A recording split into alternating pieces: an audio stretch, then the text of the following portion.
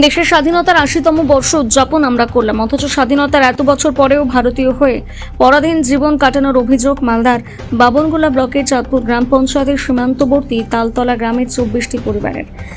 ২০০৫ সালে ভারত বাংলাদেশ সীমান্তে কাঁটাতারের বেড়া দেওয়ার সময় এই পরিবারগুলো বেড়ার ওপরে থেকে যায়। তারপর কেটে গিয়েছে প্রায় ২১ বছর, এখনও তাদের বসবাস কাঁটাতারের ওপারে। গ্রামবাসীদের দাবি, তারা ভারতীয় পরিচয়পত্র থাকা সত্ত্বেও কার্যত জেলের মতন জীবনযাপন করছেন।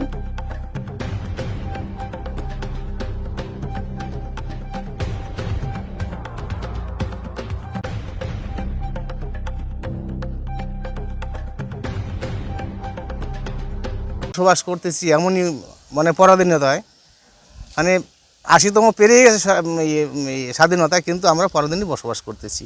বিএসএফের কাছে আধা ঘন্টা গেটে দিয়ে আমাদের ঝামেলা করতে, আবার আসার সময় যদি কোনো ডেলিভারি হোক, কোনো এমার্জেন্সি রুগী হোক, ওখানে আমার আধা ঘন্টা ১ ঘন্টা টাইম নিতে হয়। তারপর দেখা গেল একটু রাত বিরেত হয়ে গেল, গেটে তো লোক থাকে না, আমাদের ক্যাম্পে যেতে হয়। ক্যাম্পে যখন যাই তখন বলতে সাহেব ঘুমিয়ে আছে, সাহেব কোথায় আছে, তাহলে কোম্পানি ডাকতে হবে, প্রধানের সার্টিফিকেট লাগবে, পঞ্চায়েতের সার্টিফিকেট, বিভিন্ন রকম অসুবিধা, বিভিন্ন রকম।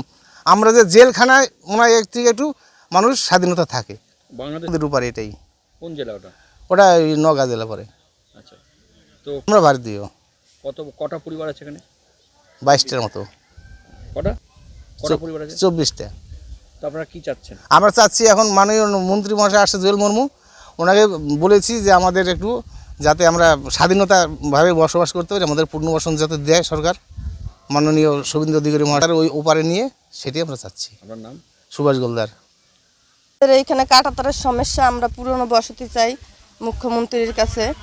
তাই আমাদের এখানে যাইতে আসতে খুব অসুবিধা। আধার কার্ড নিয়ে যেয়ে দাঁড়ায় থাকা লাগে ১ ঘন্টা দাঁড়ায় থাকা লাগে, তারপর এন্ট্রি করে আবার একটা ট্যাপে করে। অনেক কষ্টে আছি আমরা এখানে। একটা ব্যবস্থা করে দিলে আমরা ভালো হতো আমাদের। আমাদের এইখানে কাঁটাতার পড়ে গেছে। আমাদের বাংলাদেশে যে ভারতে, আমরা এখানে থাকি নদী মাঝখানে, আমরা এপার আর ওপার। চুরি হচ্ছে, অনেক চিন্তা ভাবনা, ঘুম আসে না, পোলাপান নিয়ে আমরা এখানে থাকি, খুব কষ্টে আছি। তোমরা কি চাচ্ছ? আমরা চাচ্ছি আমাদের কোনো পুরনো বসতি যদি দিত, তাহলে আমাদের একটু ভালো হতো। আমরা তো আছি, আমার বিয়ে হয়েছে যে আজকে ১৯ বছর, আমি এইখানে ১৯ বছরই আছি। তার আগে আমার শ্বশুর শাশুড়ি অনেক কয় বছর আছে এইখানে। কি চাচ্ছ তো? পুরনো বসতি চাচ্ছি আমরা, কাঁটাতারের ওই পাশে থাকতে চাই। হ্যাঁ, পুরনো বসতি চাচ্ছি, কাঁটাতারের ওই পাশে থাকতে চাই। আচ্ছা আচ্ছা। তোমার নাম? আমার নাম দীপা গোলদার শিকদার। দেখুন, আপনারা জানেন, যখন আমাদের এই যে ফেন্সিংয়ের যখন হয়, এই যে বান রোড যখন হয়, তারা এমনভাবে চলে গেছে, সেখানে তারা এই বান রোডের ভিতরে তাদের বাড়িটা পড়েছে। আর সেখানে ২৪টা বাড়ি পড়েছে। আমাদের যে তালতলা ক্যাম্পটা, সেটাও কিন্তু ভিতরে পড়েছে। তো সেখানে তাদের সাথে সবাই মিলে সেখানে থাকে, যে গত ২৪টা পরিবার সেখানে বসবাস করে নেন। তো এইখানে যে প্রটোকল যেটা রয়েছে, যে যারা এইখানে যারা আসবেন আত্মীয় স্বজন, তাদেরকে আসতে গেলে তাদের আধার কার্ড এবং ভোটার কার্ড, তাদের যে ঠিকানা, সমস্ত কিছু এখানে এন্ট্রি হয়ে থাকে, এবং কার বাড়িতে আসছেন, কার বাড়িতে থাকবেন, যে এইরকম বিষয়।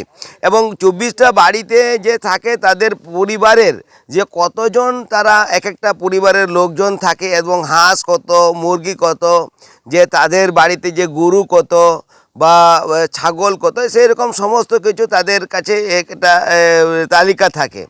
তারা ওই হাঁসও কিন্তু মরে গেলেও তাদেরকে জানাতে হবে যে আমার হাঁস মারা গেল, বা শুয়োর, এখানে তো শুয়োরের বিষয় আসে না, তাদের নজরে থাকে, যে যারা আসতে গেলেও তাদের নজরে থাকে এবং যেতে গেলেও তাদের নজরে থাকে। আর বিএসএফ তাদের সাথে যোগাযোগ করে নিয়ে সব সময় থাকে।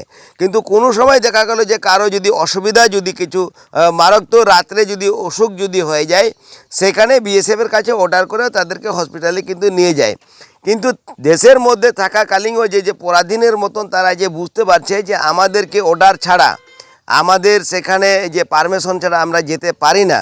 কিন্তু এই যে তাদের যে প্রতি মুহূর্তে যে ২০ মিনিট বা ৩০ মিনিট তাদের যে সময়টা নষ্ট হয় যে এন্ট্রি করার সময়, তারা ওটাই ভাবছে যে আমরা এখান থেকে আমাদেরকে আপনারা ভালো জায়গায় নিয়ে গিয়ে রাখেন। তাদের যে দাবি, আমরা এরকম অনেক কষ্ট ভোগ করলাম। ভারত স্বাধীন হওয়ার পর থেকে তো ছিলাম, চুরি ডাকাতি সব কিছু হতো, কিন্তু সেখানেও আমাদের যে ভারতের মধ্যে থাকার পরেও আমাদের সমস্যা আছে। সেখানে আপনাদের কাছে আমরা দাবি জানাচ্ছি যে আমাদেরকেও ভালো জায়গায় রাখার জন্য চেষ্টা করছি, কিন্তু আবেদন করছে, আমরাও চেষ্টা করব তাদেরকে এইবারে নিয়ে এসে তাদের ভালো সুন্দর জায়গা, তাদের 24টা বাড়ি যাতে আমরা নিয়ে আসতে পারি। সেখানে আমরা আলোচনার মধ্যে দিয়ে তাদেরকে আমরা সরকারকে আমি জানাবো, যেখানে ফেন্সিংয়ের ভিতরে যারা আছে, আমাদের ক্যাম্প আছে, ফেন্সিংয়ের ভিতরে আমাদের পরিবার আছে, যেখানে ফেন্সিংয়ের ভিতরে আমাদের যে ৭০ একরের মতন জমিগুলো আছে, সেই জমিগুলো তাদের কার কাছে আছে না আছে সেগুলো আমরা খতিয়ে দেখব। যে আমরা এখানে লোকাল আমরা আলোচনা করেছি যে সরকারিভাবে তাদেরকে যে বিএলআরওর মাধ্যম দিয়ে জমিটাকে চিহ্নিত করে তাদেরকে কোথায় নিয়ে যাব, আমরা ভেস্টল্যান্ড কোথায় আছে, কোথায় রাখবো, সেগুলো চিহ্নিত করার জন্য আমরা কিন্তু চেষ্টা চলছে, এখানে ইনকোয়ারি চলছে।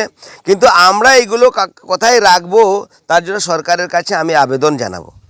আপনাদের এই জায়গাটার নাম কি? তালতলা। কি হয়েছে এখানে?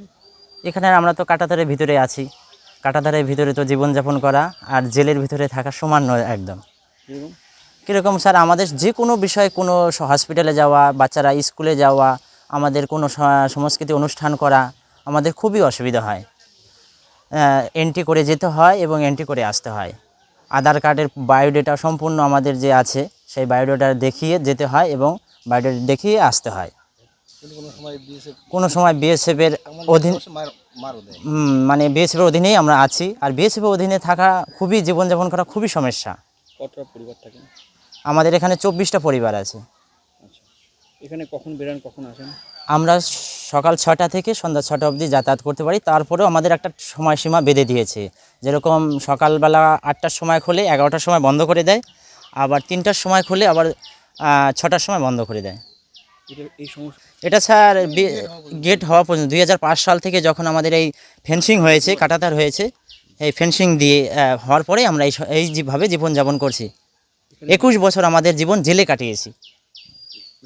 জেলে বলতে যে সমস্ত আধার কার্ডের বায়োডেটা এবং ভোটার কার্ডের আমাদের যা ডকুমেন্টস আছে ভারত সরকারের দেখিয়ে তারপরে বায়োমেট্রিক করে তারপরে আমাদের যেতে হয় স্ক্যান করে।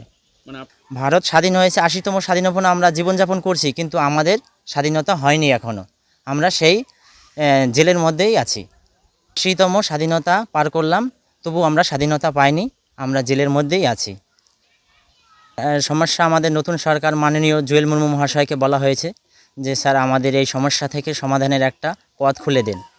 যাতে মাননীয় মন্ত্রী মহাশয়কে বলা হয়েছে, জুয়েল মুর্মু মহাশয়কে, যে এই সমস্যা থেকে আমাদের একটা সমাধানের রাস্তা এবং পথ খুলে যাওয়ার যাতে সুব্যবস্থা করে আমরা চলতে পারি এবং স্বাধীনতাভাবে বাঁচতে পারি।